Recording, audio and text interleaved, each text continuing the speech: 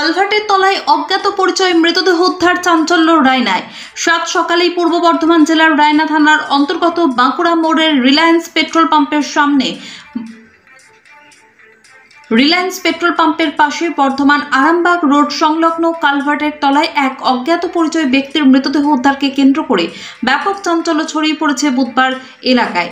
স্থানীয় সূত্রে জানা গিয়েছে, এদিন পথ চলতে কিছু মানুষ প্রথমে কালভার্টের নিচে দেহটি দেখতে পান।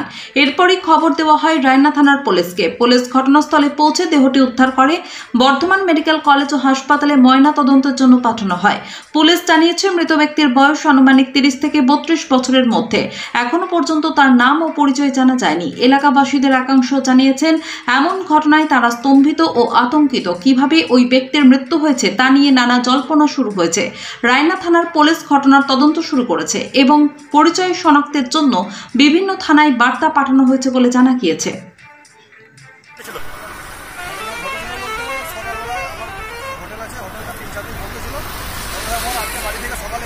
সকালে আসতেই দেখি ওখানে 3-4টে লোক দাঁড়িয়ে আছে, যে আমাকে একজন ডাকলো। আমি যে দেখি এখন লাশ ওখানে জলের মধ্যে পড়ে আছে, হেঁটে ফেটে ঝোল হয়ে গেছে। আনুমানিক মনে হচ্ছে 2-3 দিনকার আগেকার লাশ। ওটা কোথায়? এই বাঁকুড়া মোড় থেকে পার করে রিলায়েন্স পেট্রোল পাম্পের আগে নতুন যে কালভার্ট হয়েছে, ওই কালভার্টের নিচে।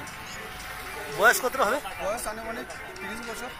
কোনো পরিচয় পাওয়া গেছে? পরিচয় এখনো পর্যন্ত পাওয়া যায় নাই। লাশটা কারা উদ্ধার করলো? রায়না থানা পুলিশকে ফোন করা হলো, পুলিশ ভ্যান এসেছিলেন, ওনারাই উদ্ধার করে নিয়ে গেছেন।